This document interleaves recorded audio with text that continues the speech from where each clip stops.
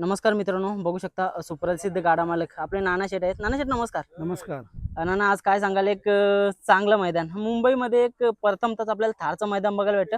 कुठं ना कुठेतरी अशा अपेक्षा लागलेल्या आहेत. बऱ्याचशा वेळेला चांगल्या चांगल्या मैदानामध्ये आपलं बॅड लक झालं, पण या मैदानामध्ये एक चान्स देखील आपल्याला आहे. काय सांगाल आजच्या मैदानाबद्दल? नाही, सगळ्यात प्रथम तर मी आयोजकांचं म्हणजे हे करतो की जे आपण इथून 400-500 किलोमीटर ही मैदानं बघायला जात होतो 3 फेऱ्यांची, पण आपल्या आयोजकांनी आज आपल्या इथं 3 फेऱ्यांचं मैदान ठेवलं आणि ते पण थार गाडीचं. की आपल्याला थार गाडी किंवा फॉर्च्युनर बोललो तर चंद्रार दादांची आठवण यायची, पण आता आमदार केसरीची आठवण 100% पुढच्या टायमाला येईल आपल्याला. कुठेतरी आनंदाची गोष्ट आहे मुंबईकरांसाठी आणि प्रतिसाद देखील तेवढाच चांगला भेटलाय. त्याच्यामध्ये आपला सर्जा देखील आलाय, म्हणजे प्रेक्षकांची एवढी गर्दी एक वेगळाच आनंद देऊन जातं. आता तुम्ही बघताय मैदानामध्ये बिनजोडला कमी असता, पण 3 फेऱ्याच्या मैदानाला वेगळाच क्रेज आपल्याला बघायला भेटतं सर्जाचा. काय सांगाल तुम्ही? नाही, 3 फेऱ्याच्या मैदानाला सर्जाचं वेगळं क्रेज भेटतं, म्हणजे जे त्याचे जे चाहते आहेत ते जे त्याला बघायला येतात ना, त्याच्यामध्येच आम्हाला आनंद होतो. आणि आज देखील एक चान्स आहे, मग कुठून कुठेतरी कडेने लागलेली आहे. मनाला खंत देखील वाटते की नक्की काय होतंय, पण जिद्द सोडायची नाही. काय बोला? आपण जिद्द सोडतच नाही. आता मागं पण आम्ही देवेंद्र फडणवीस केसरीला सर्जाला आम्ही पब्लिक वरनं टाकला होता, तेव्हा पण हीच गाडी होती, तरी आम्ही 1 नंबर केला होता. बरोबर. पण आता इथं असं आहे की सगळेच नंदी पळासाठी येतात, सगळे नंबरसाठी येतात, त्यामुळे कोणाच्या नशिबात जाईल ते नाही सांगता येत. सगळे दिग्गज आज फायनलला बघायला भेटन, म्हणजे अक्षरशः महाराष्ट्रातील लढत बघायला भेटणार आहे सेमीला, फायनलला. फायनलला महाराष्ट्राचे सगळे दिग्गज, म्हणजे कोणी पश्चिम महाराष्ट्रातून तर कोणी संभाजीनगरहून, कोणी मुंबईहून, सगळे टॉपचेच नंदी आज फायनलला. म्हणजे कुठं ना कुठेतरी एक आनंदाची भावाभावामध्ये एक लढत पण बघायला भेटेल आणि कोण तो मानकरी होईल एक अशा अपेक्षा लागलेली आहे. बघा, आमच्यामध्ये गुरु शिष्याची लढत होईल. बकासूर सर्जाचा गुरु आहे, बरोबर आहे. आज ती गुरु शिष्याची लढत माहिती, सगळे एकत्रच आता फायनलला आलेत. आता बघू कोणाला होतोय तो. एक आवर्जून प्रश्न घेईन की बघा, जेव्हा जेव्हा असे चांगले मैदान असतात, आपला सर्जा असू द्या किंवा बकासूर असू द्या, हे दोन्ही गुरु शिष्य आहेत ना, कडीलाच लागतात. एक काय बोलाल, म्हणजे आमच्या नशिबाला कड आहे.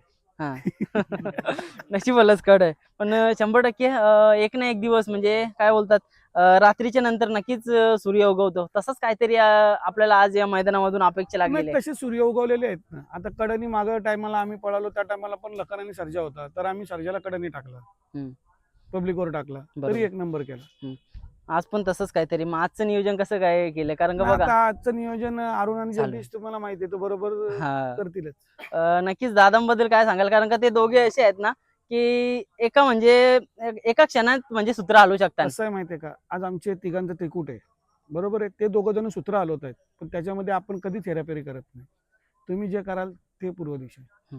कुठेतरी विश्वास पण म्हणावा लागेल. नाही, त्यांच्यावर 100% आपला विश्वास आहे. दादा, मैदानामध्ये आता बघायला गेलं तर बकासूर देखील आलेला आणि सगळी जण बोलत होती की म्हणजे बकासूर सर्जा म्हणजे कुठेतरी एक सेमीमध्ये नको लागायला, पण फायनलला शेवटी ती भावाभावामध्ये लढत होणारच आहे. नशिबाने आपल्याला समजा सेमीमध्ये नाही लागली आणि दोन्ही हे नंदी गुलालासाठी देखील पात्र होताना दिसत आहेत. काय बोलाल?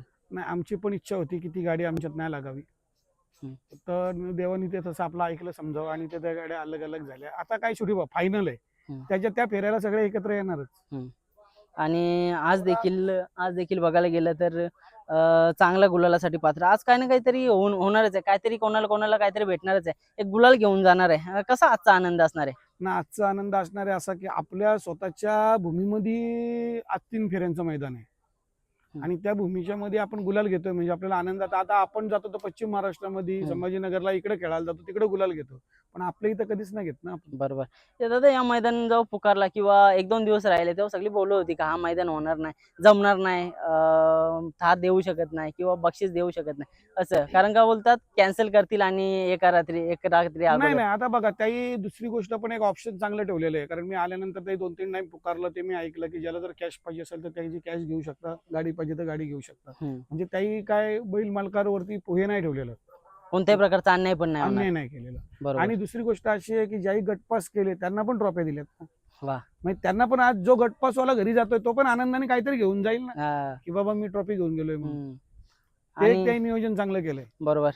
दादा, जास्त वेळ नाही घेणार, आता थोड्या वेळानंतरच फायनलचा पेरा देखील निघणार आहे. पोरांना पण अपेक्षा लागलेली आहे. तुम्हाला काय वाटतं मैदानाकडे बघता किंवा आपल्या सर्जाकडे बघता? आज काय सर्जा कामगिरी करणार आहे, तुम्हाला पण माहिती आहे, पण आता कसं आहे, शेवटी स्टार आहे, त्याच्या पुढे काय नाही.